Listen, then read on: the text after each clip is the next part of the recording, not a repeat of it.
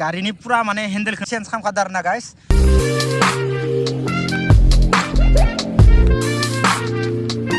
So guys, नोंथांमोनाथ' मिथिखाबाय दिनै आङो मानि सायाव ब्लग खालामदों लोगोफोर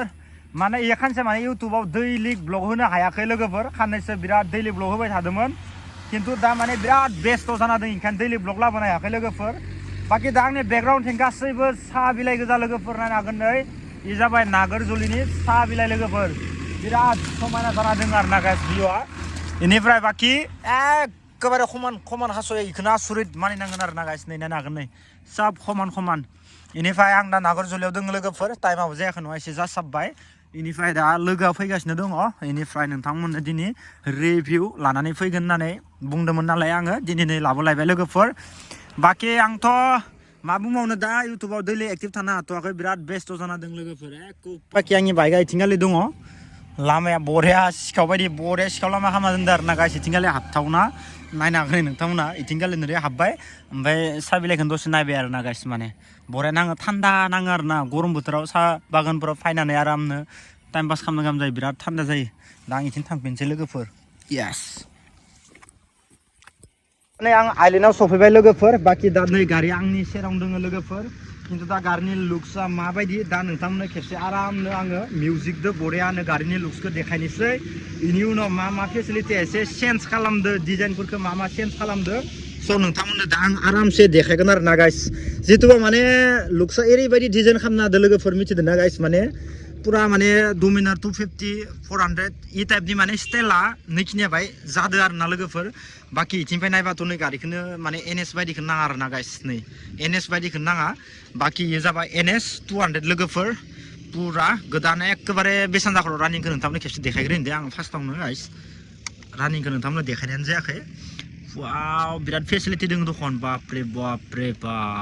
गाइस दा नायनो हागोन नै रानिंआ बेसेन जाखो टटेल नायनो हागोन नै 1505 बारा जायाखै लोगोफोर 1505 1505 लोगोफोर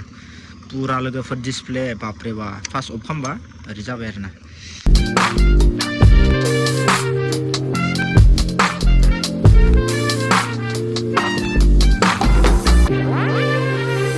नायनो हागोन नै इथिंगालि दोङो Ns200 लोगोफोर जिथुबा इनि CC-खौ 199.5 CC होनना बुङो आरोना गासिनो 200 थाखायो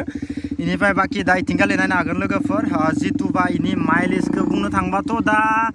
ओरैनोथ' 40 सोना होगोन नामाथाय इखौथ' मिथिला दा खेबसे गारि अनाराव सोंना लानांगोन आरोना बेसेबां माइलेज होगोन ओरैनोथ' 40 आरोना गाइस लिरनायावथ' इनिफ्राय दा बाखि गाइस इनि जिथुबा इनि उजान जिथुबा वेटखौ बुंनो थाङोबा लोगोफोर इनि वेटआ मथेथ' 158 केजि ओरैसो जागोन आरोना गाइस जिथुबा इनि वेटआ 158 केजिसो जागोन इनिफ्राय बाखि इनि गारिखौ जुदि फुल टांकि खालामोबा लोगोफोर मिनिमाम माबा जागोन आरोना गाइस माने 12 लिटारसो बिदिनो 12 लिटार फुल जुदि गारिखौ नोङो जुदि फुल टांकि खालामोबा गाइस इनिफ्राय बाखि दा इनिफ्राय बुंनो थाङोबा लोगोफोर इनि जिथुबा सिटनि जिथुबा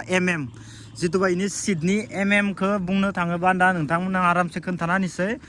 जिथुबा 805 आरोना गाइस जिथुबा इनि जिथुबा सिटनि जिथुबा खौ बुङोबा 805 आरोना गाइस इनिफ्राय बाखि लुक्सखौथ' नोंथांमोना नुखाजोब्बायानोखा इनिफ्राय गाइस जिथुबा इनि मेक्स पावारखौ बुंनो थाङोबा आं दा नोंथांमोननो फोरमायनानै लोगोफोर जिथुबा इनि मेक्स पावारखौ बुंनो थाङोबा लोगोफोर 24.13 bhp इनिफ्राय 9750 RPM लोगोफोर बाखि इनि फ्रन्ट व्हील साइजआनो जाबाय 17 इंसि ओमफ्राय गारिनि जिथुबा टायारखौ बुंनो थाङोबा लोगोफोर टिबलेस आरोना गाइस टेनसन गैया टिबलेस गारिखौ नांगौ जायो माने जेबो गिनांगौ गैया मायावबा थांबाथाय राइडफोराव थांबाबो जुदि बायसान्स माबा मोनसे जायोबाथाय माने गिनांगौ गैया आरोना गाइस हारसिंनो माने मेनेज खालामनो हायो बाखिनिफ्राय टायारनि साइजखौ बुंनो थांबाथ' टायारनि साइजआ इयावनो दंखायो लोगोफोर नोंथांमोना इयावनो नुखागोन नै नायनो हागोन नोंथांमोना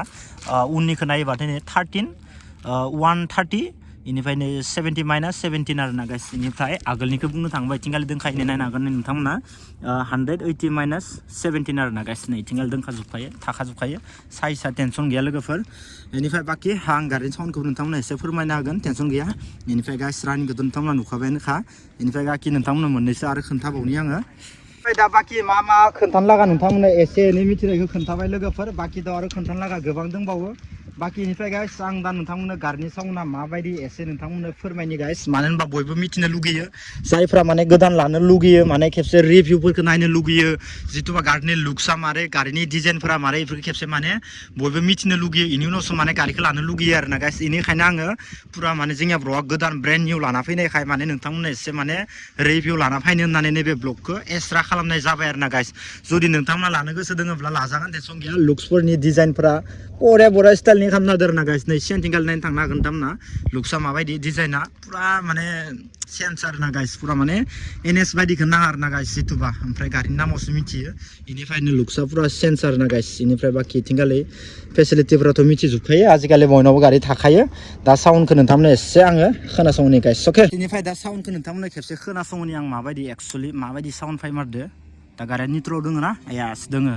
बाखि गियारानो इयाव नुजोबखायो लोगोफोर नायनो हागोन ओमफ्राय बाखि इथिंगालिनो ब्लुटुथबो कानेक्ट खालामनानै अप्सन दंजोबो सोब फेसिलिटि दंजोबो इनिफ्राय 6 गियाराव लासै दोङो आरोना गाइस नायनो हागोन नै इथिंगाले आराम थिखांबाय थादो टेनसन गैला लोगोफोर बाखि साउन्डखौ खोनासं खेबसे हो फार्स्टआवनो आवाज गाबखाबाय इनिफ्राय नै स' गाइस दा नै नर्मेल लोगोफोर दा नोंथांमोना नर्मेलाव साउन्डआ माबायदि गाबो नोंथांमोना खेबसे खोनासं नायनो हागोन नै गाइस एक्जस्टआ बाहाय गाहायाव दै लोगोफोर नायनो हागोन नै डिजाइना माबायदि एनएसनि एक्जस्टआथ' गासैनियाबो गाहायावनो जाजोबखायो पालसारनिया सब बि सिङावनो गोजा आरोना गाइस माने बाखि खोनासं गाइस नर्मेला माबायदि गाबदो लोगोफोर हा वाव गाइस नर्मेल साउन्ड नाय खोनासं माबायदि नोंथांमोना इनिफ्राय दायो खेबसे आरपिएमखौ माबायदि गाबो नोंथांमोना आरामसे खोनासंहोगोन आरोना गाइस अके इनिफ्राय नोंथाङाथ' नर्मेल साउन्डखौ खोनाखाबाय इनिफ्राय दा खेबसे आरपिएम साउन्डआ माबायदि गाबो नोंथांमोना खेबसे खोनासंबानो जाबाय गाइस लाबाय लोगोफोर गराय गाबगोन ना गराय खेबसे टेस्ट नायनोसै न'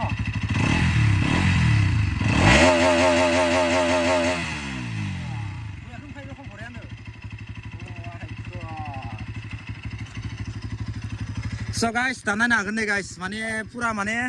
मिसखौनो मारिखाया दखन गारि गोदानथ' मिस मारिगोन सानदोंमोन आङो बाहाय थाव माबा नायदो नै खेबसे आरोबाव हो गाइस पुरा माने Ns200 साइजनि आरोना गाइस आरपिएमआ लोगोफोर पुरा मजा लोगोफोर पुरा हिट नांगोन खिन्थु सालायनानै गारिखौ दा खेबसे टेस्ट नायनोसै आं गाइस अके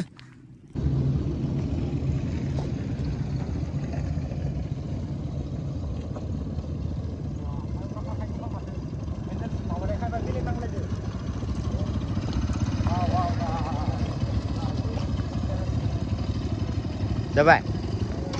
सिनिफ्राय गारिनि पुरा माने हेन्डेलखौनो पुरा माने चेन्ज खालामखादों आरोना गाइस पुरा अरिजिनेल हेन्डेलखौ माने बहननानै एसे बेलेग हेन्डेलखौ होबाय आरोना गाइस नै इनिखायनो गारिनि लुक्सखौ बाय साइजखौ बेलेग नांबावदों आरोना गाइस थ' बिनो लोगोफोर बाखि खेबसे गारिया माबायदि होननानै खेबसे नायनो फैबाय ओमफ्राय दा एसे मोजां नांबाय नायनानै बरिया आरामनो साउन्डफोराबो बिराद हिट लोगोफोर बाखि बिराद मोजां आरोना गाइस साबिखौ अन खालामनाय लोगो लोगोनो अट'मेटिक माने साइडनि जितु एलइडि लाइटआ जोंखायो आरोना गाइस नै साइड नायनो हागोन नोंथांमोना पुरा हेभिनो गाइस 400 साइजनि आरोना आगोलथिंगालि लुक्सआ मजा लोगोफोर दुवेल एबिएस टेनसन गैया कलिन सलिन दंजोबो आरामसे सलायबाय था आरोना गाइस पुरा लं चार्जिंआव थांबाय थादो दिनैनि भिडिअ इयावनो जोब्बाय लोगोफोर दा आं न'आव थांनोसै लोगोफोर आं दा नागुरजुलियावनो दङमोन स' गाइस बिनिफ्राय मा बाइकनि रिभिउ नांगौ नोंथांमोना कमेन्टआव खिथाबानो जाबाय दिनैनि ब्लगआ इयावनो जोब्बाय आरो गासैनिसिमबो हेपि बैसागो लोगोफोर थ' बाय